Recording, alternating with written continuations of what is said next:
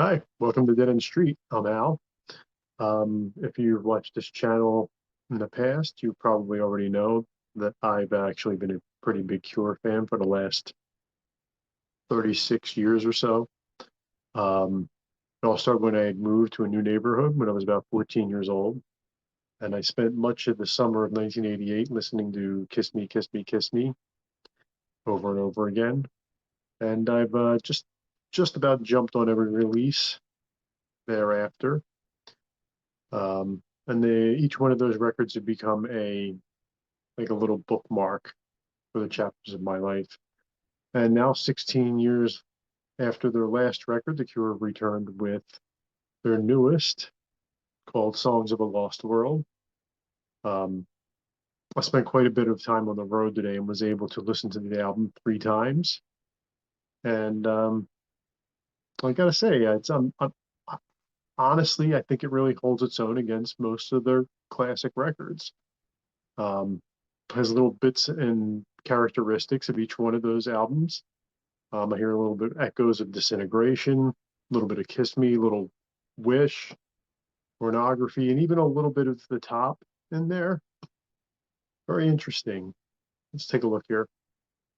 So you have the first track, the opening track called Alone, which is another classic Cure album opener. Really sets the stage for the rest of the record.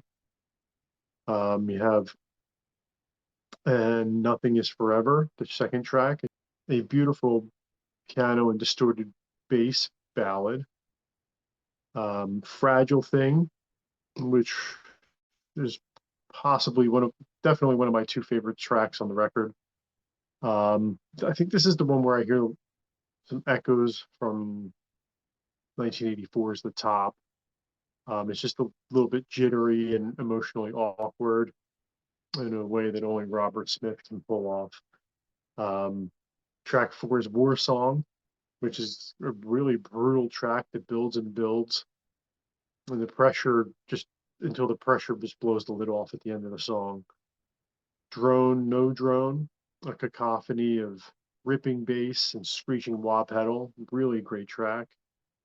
Um, I Can Never Say Goodbye, which is one of I think three of the tracks that they performed on the last tour, which is a really heartbreaking tribute to Robert's brother. That's truly stunning. Track seven, All I Ever Am, another track that I would nominate as my favorite, along with Fragile Thing. I think this one would have really fit well on the Wish record. Just has that kind of vibe to it, and just another example of Robert's great songwriting, which leads us up to the last track. Track eight is End Song, which is a 10-minute plus epic finale that really just doesn't lose the listener. Um, it's really emotionally captivating, and it just takes hold and just leaves you feeling empty and alone at the end, like a great Cure album finale should. This is the first record to feature former David Bowie guitarist Reeves Gabrels, who makes his presence known, but in a tasteful way without ever stepping his role. But the record is really carried, I think, by longtime bassist Simon Gallup and drummer Jason Cooper. Their performances in this album are just fantastic. And I'd be remiss not to mention how Robert Smith's voice has not aged a day. I mean, he sounds exactly the same as he did 40 some odd years ago. It's actually pretty amazing. Um, Overall, I'd say this is their best record since 1992's Wish. I think it competes with many of the classic records.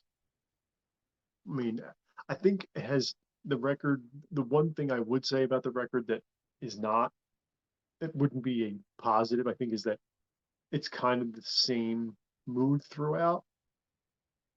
Which, I mean, some of the albums are like Pornography is, Disintegration is.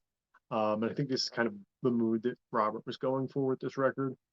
Um, but the only thing it's missing is kind of like those little 3 minute that little 3-minute song in there, you know, a love song or uh, Strange Day, something to kind of they kind of compact it a little bit in the middle, break up the. Some of the songs are like 4 minutes. There's multiple ones that are 6 minutes, and song is 10. But in the end, it's only 8 songs, so it only runs at 45 minutes, so it doesn't really overstay its welcome.